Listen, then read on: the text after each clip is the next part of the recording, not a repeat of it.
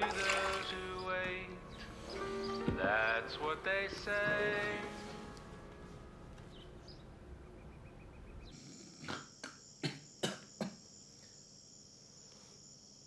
I've been waiting far too long for some good to come my way. It's always one step forward, two steps back. I won't let it get me down, 'cause I'm still here and I know this year some good's gonna come around.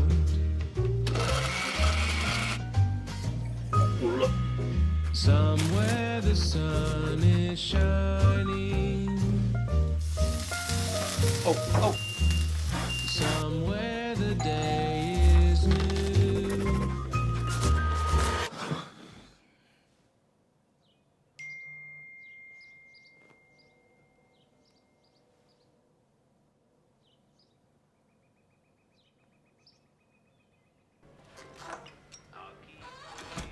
Yeah, dude, I had a great time today. I really appreciate the invite. Oh, for sure. Definitely be back. All right, man. I'll see you later.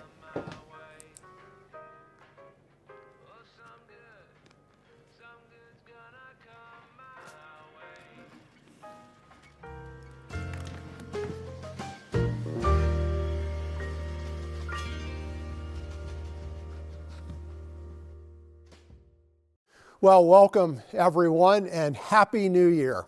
As we begin the year 2026, we are very excited as a church of what is ahead of us in the coming 12 months, the opportunities that exist for us to grow in our faith, for us to grow in our connection to one another, and for us to grow in service to our community and region. And we are really glad that you're part of that journey with us. Do want to say a huge thank you to the many of you who've completed our giving card for this coming 6-month period. If you haven't had a chance to complete this giving card, still time to do that. This is so helpful to us as we plan for the future of the church in terms of income. And it's helpful for us as individuals as we think about the things that we want to give our money and resources to and our commitment to fund the mission of the church. So please, if you haven't had a chance to complete this, take a moment and do so online. As we begin this new year, many of us are thinking about the commitments that we're going to make and undertake in the coming months. We're doing some evaluation of the things that we're giving our time, our energy, our resources, our focus to. And with that in mind, I'd like us to think briefly today about the role of the church in all that. And particularly, what commitment should we make toward the church and toward our involvement in the church, and why is the church something we should invest in terms of our time, in terms of our energy, in terms of our financial resources? You know, certainly we're at a place and point in our culture where commitment to anything has been somewhat on the decline. Whether it's a volunteer organization, a social club, a regular gathering of friends, or institutions like the church, there has been an increasing move away from the kind of consistent commitments to those organizations that once marked our culture. And I think it's appropriate that we take a moment to pause to ask whether that diminishing of commitment is a good thing, and whether or not it's really doing good things in us. And specifically, I'd like us to think for a moment today about our commitment to the church. And is a diminished commitment to the church really producing the kinds of things in us that we want and desire? And of course, to answer that question, we really have to ask, why? Why would anyone want to be committed to the church? Why is it a good idea to engage consistently in the work and practices of the church, perhaps like generations before us have done? And to answer that question, I'd like to do two things. First of all, I'd like to suggest three central reasons, all beginning, by the way, with the letter C, of why commitment to the church, involvement to the church, with the church, regularly engaging in the church, is still a valuable thing for us in the present. And along with those three ideas, I'd like us to look at an ancient piece of literature, a collection of wisdom sayings found in the Old Testament. That's the first part of the Bible. These sayings come to us from a distant past, but they contain an immense amount of wisdom and insight regarding how life is best to be lived. And I think we're going to find in some of these ancient statements, combined with the reasons that we involve ourselves in the life of the church, those two things are going to help us see that there really is an important place for the church in our lives and in our culture today. So, why should we be involved in the life of the church? Well, the first thing I want to suggest is because it is important to address our core. It is important to address our core. All of us know there's something more to life besides our physical presence. There's something more to us beyond our physical bodies or the experiential circumstances of our day-to-day existence. There's something deeper. The Bible often refers to this deeper part of who we are is our heart. Others have talked about it as our consciousness, our soul, our core identity. There's a central part of us that makes us us, that is beyond more than physiological processes. And from the ancient of times, people have acknowledged that addressing, acknowledging, and tending to that core is essential.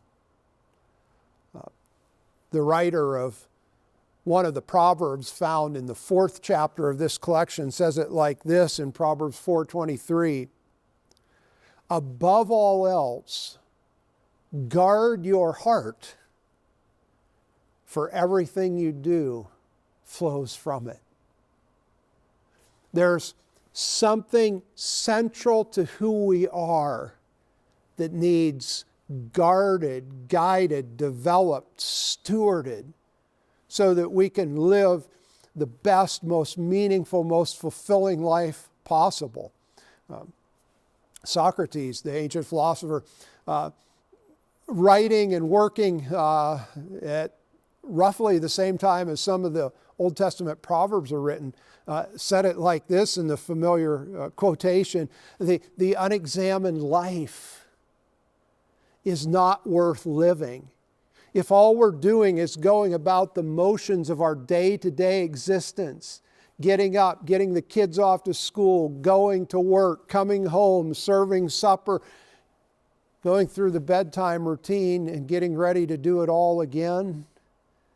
If that's all our life is, there's something missing. There's a deeper interior part of life that needs addressed. And how do we address it? Well, guess what? The church provides the resources. In those spiritual practices that we engage in, and the spiritual traditions that we invite people to practice, we're given a framework and tools to address that deepest part of us, to address our core, to address our heart, to examine our life. And the wisdom of human experience tells us that we're missing something if we're not paying attention to that deepest part of us. Now, listen, there are probably a lot of different ways you can do that. But here's what I know. Without a consistent, regular practice and structure, our heart, our core, like every other dimension of our life that doesn't have a system or practice behind it, it just disintegrates into randomness. Don't let that happen to the deepest part of you. Take advantage of the practices and traditions that the church offers.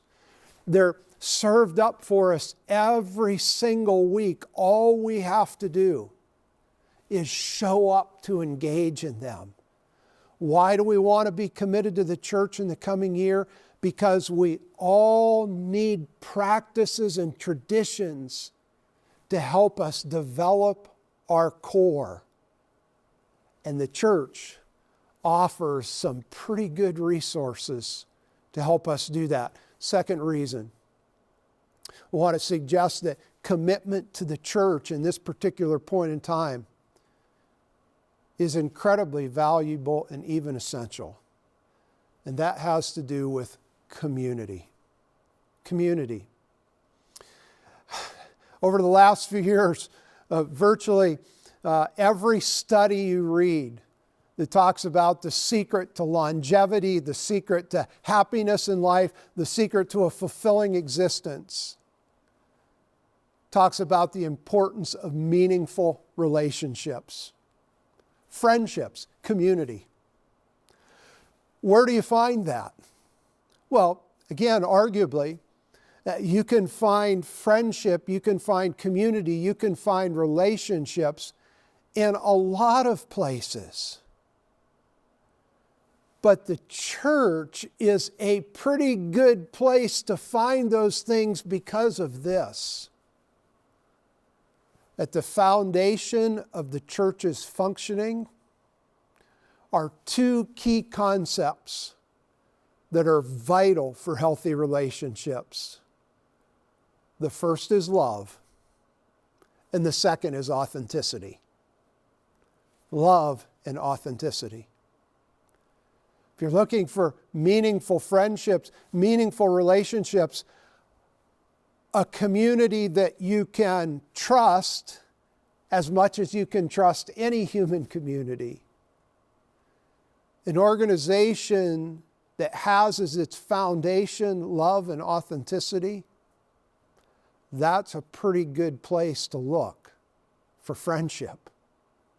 Again, this ancient book of Proverbs, this collection of wisdom sayings from the ancient world, says it like this in Proverbs chapter 27, verse 10. Do not forsake your friend or a friend of your family, and do not go to your relative's house when disaster strikes you.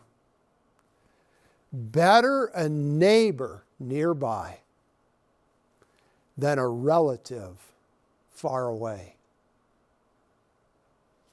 This ancient writer challenges us to think about the priority of our relationships. And while all of us naturally and instinctively think family first, the writer of the Proverbs challenges us to elevate our relationships with our friends to that level, or dare we even say beyond. Having meaningful relationships apart from those formed by our biological or genealogical lineage seems vitally important to the ancient writer in Proverbs chapter 27 and to the studies that show us today that these relationships are critical to our fulfillment and enjoyment of life. Again, you can find community in a lot of different places, but the church is a pretty good place to find those relationships that are so transformative in our life. So Why would I want to be a part of the church? Because I need a place to find and engage with community. So we've talked about two things. Being involved in the church, number one, because we need to pay attention to our core. Number two, because we need a place to find and engage with community.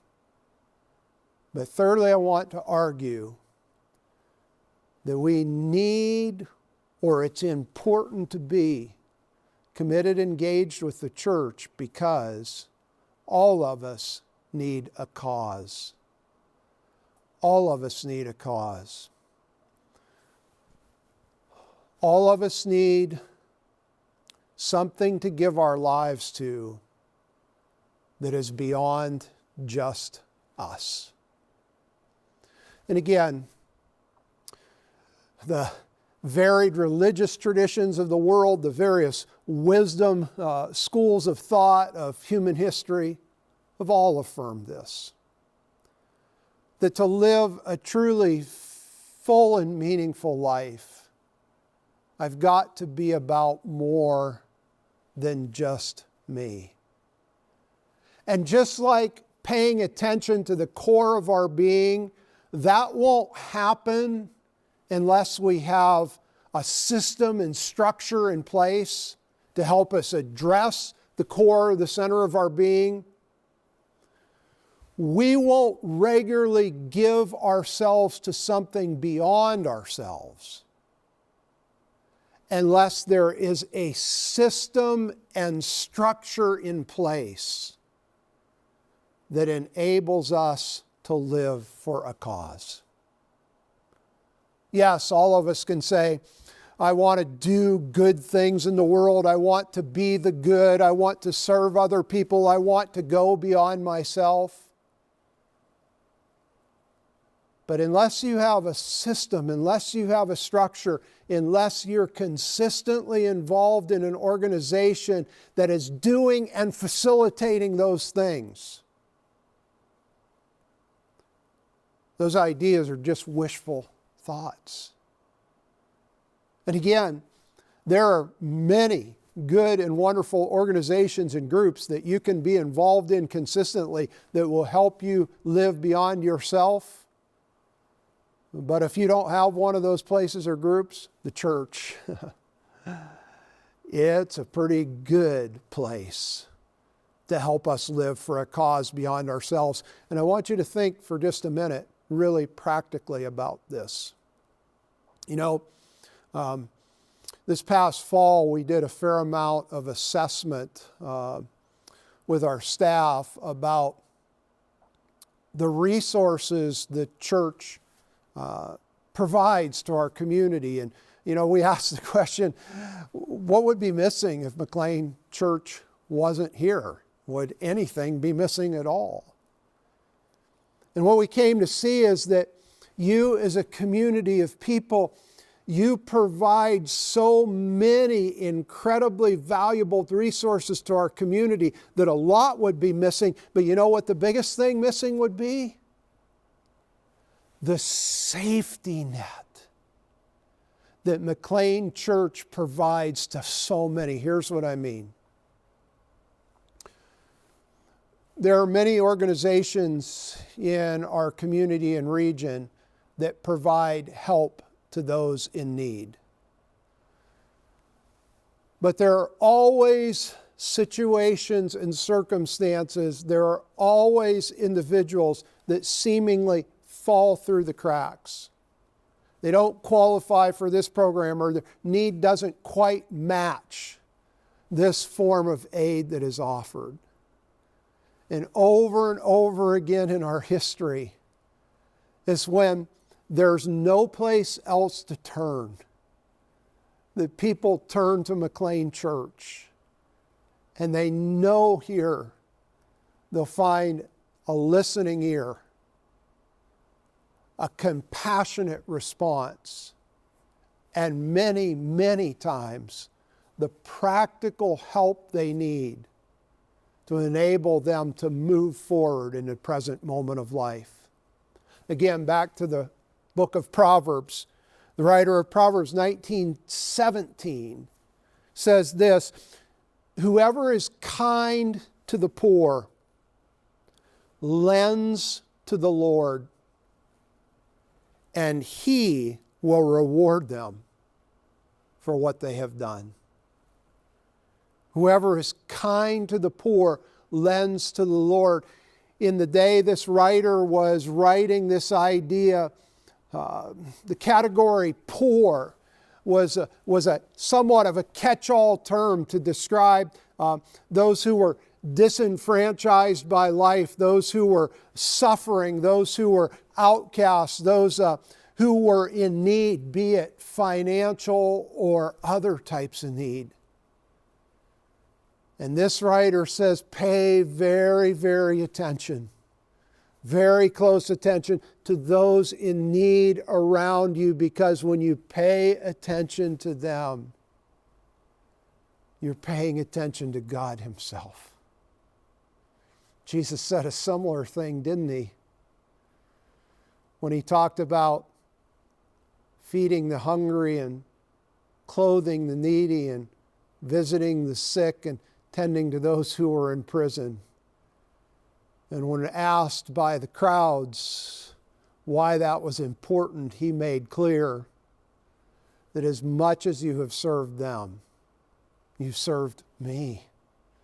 Wow, there's something to this, something about being part of and committed to an organization that weekly, daily is serving as a safety net to not just members of our congregation, but to members of our community. There's something about that that resonates very, very deeply with the heart of God. And that's quite frankly why we ask you to fill out this giving card. Because you see, you can give sporadically throughout the year to different causes that motivate you or things that resonate with you. Or you can say, no, you know what? I want to consistently, weekly, give my resources to a cause. I want to share my wealth with this organization that is helping those in need in our region, whether that's providing transportation to a doctor's appointment, paying to fill a propane tank in the winter, or simply providing a warm and welcoming space that a grieving family can share a meal after burying a loved one. I want to give my resources to a cause like that. Why be committed to the church in the year 2026? Because first of all, we all need practices and traditions that will help us address our core, that will help us pay attention to and live intentionally with and aware of the core of our being. Why be a part of the church in 2026? Because I need community in my life. I need friendships. And if I don't have those at the level I need them, well, a place that puts authenticity and love at the center of its practices, that seems like a pretty good place to find friends. And why be part of the church in 2026? Because all of us need a cause beyond ourselves to be committed to. We need something that gives structure to our desire to give and to serve. And that's exactly what the church does every single week. There's a pretty important role for the church to play now and in the future It's a role that generations before us have recognized as vital and essential to a healthy existence and a meaningful experience of life. I call on us today to recognize this wisdom of the ages, to recognize the important resource God has given us in this community and organization we call the church. And I challenge all of us to commit to be fully involved and engaged with it in the coming year. If you're ready to make that kind of commitment, if you're ready for that kind of engagement, this month we're conducting our participating membership campaign. And if you're ready to commit to an organization that will help you address your core, find community, and commit you to a cause, then complete that participating membership card online or in person. Sign up and stay with it. Let's counter that prevailing trend that suggests that commitment is something part of the past, something easily abandoned. And let's instead engage with a cause, with a community that helps us develop our core and become fully the people God has intended us to be. I wish you the happiest of New Year's, the most meaningful and prosperous of years yet lived or experienced. And I hope and wish and pray that in the coming 12 months, God in and through all of us will form us into the people He wants us to become.